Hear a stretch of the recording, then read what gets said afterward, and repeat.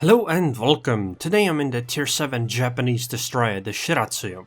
This is a match on the map Two Brothers and it's a standard battle. I'm in a division and we are all top tier. Which means that the strongest enemies aren't going to be much stronger than I am in guns or anything like that. And this should be from the time that the Japanese destroyers were still undergoing tests, which means that any Japanese destroyers I meet are the old ones. And in this tier range, other than the tier 5 ones, they should be weaker than they are right now. So anyways, I spawned on the western side and I headed towards the western side because, since I was in a division, I spawned next to them, which means I won't be alone when going on this side. And it seems the majority of our team decided the same way. However, it seems that the enemy team decided the other way. They went east, and almost all of them went east actually.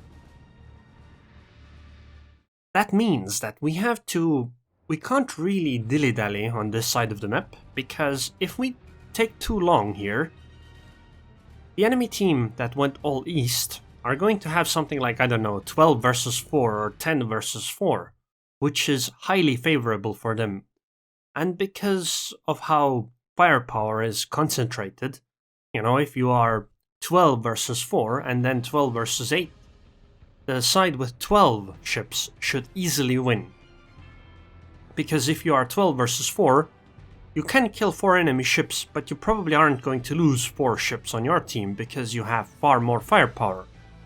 As a result, the longer we take going around this, the more of a disadvantage our team might have. This is why I went straight for the enemy cap zone, or at least in that direction.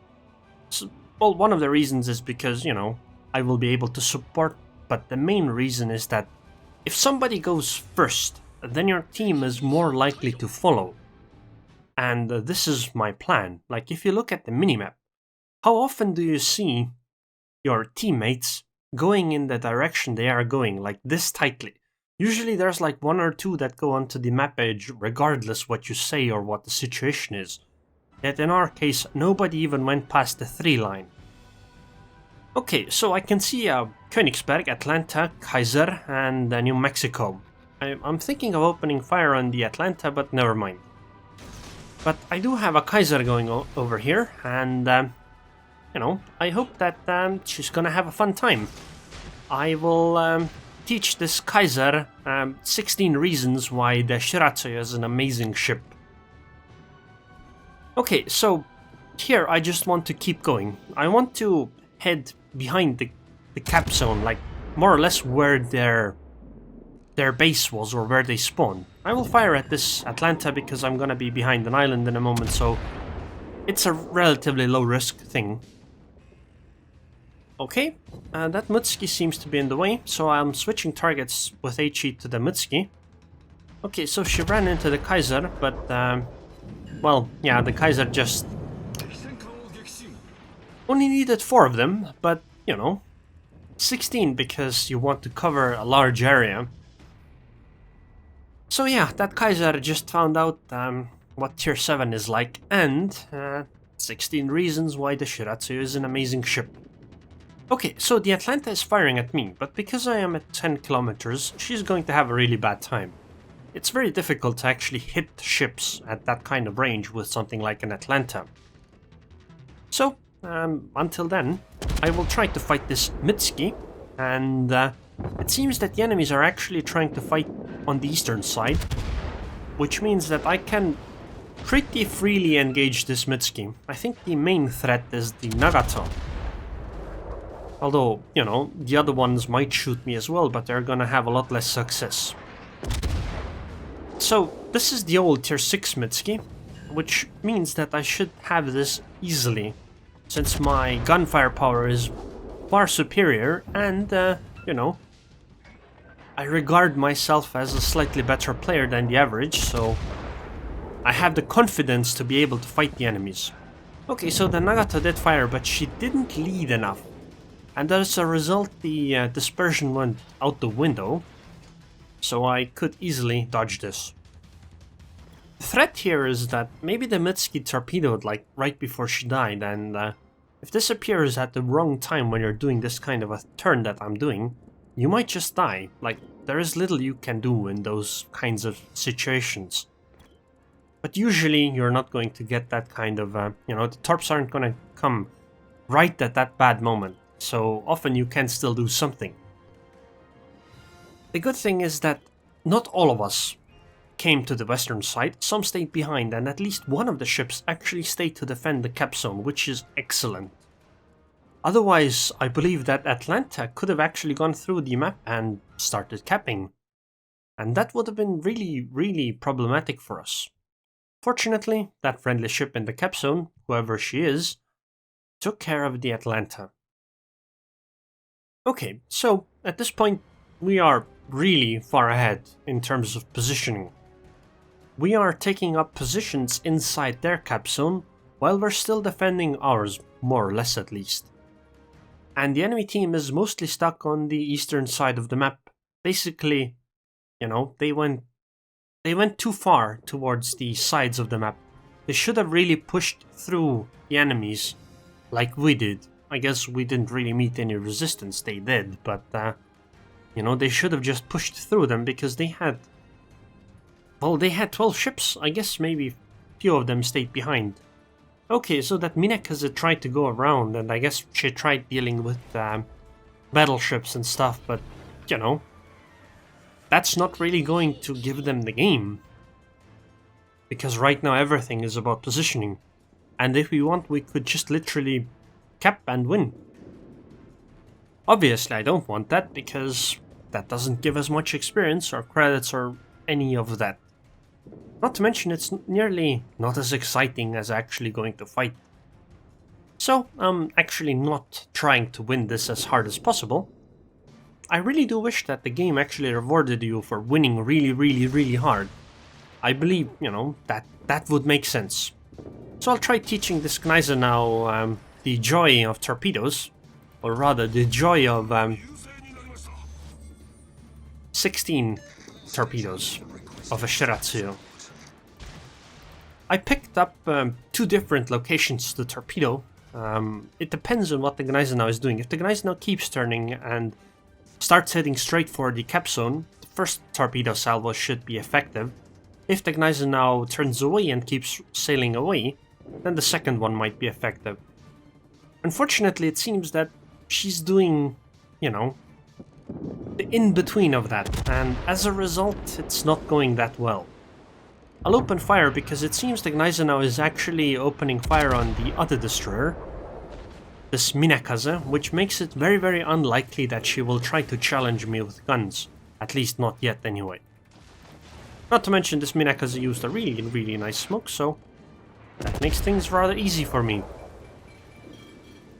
Sadly, none of my torpedoes hit on the Gneisenau. It's okay though. It did push the Gneisenau in a specific direction, which is to sail away.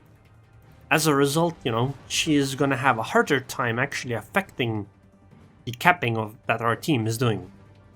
I do like that the Gneisenau actually plays for the objectives.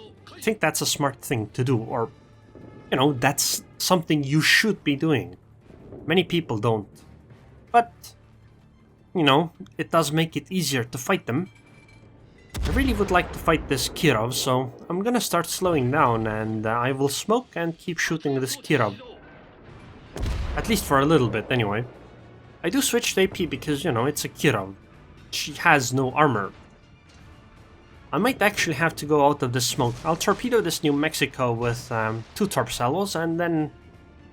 I don't know. I don't know whether I should try to sit in this smoke, or just go out and kill this Kirov. I guess I'll just sit tight for a moment, or at least shell until the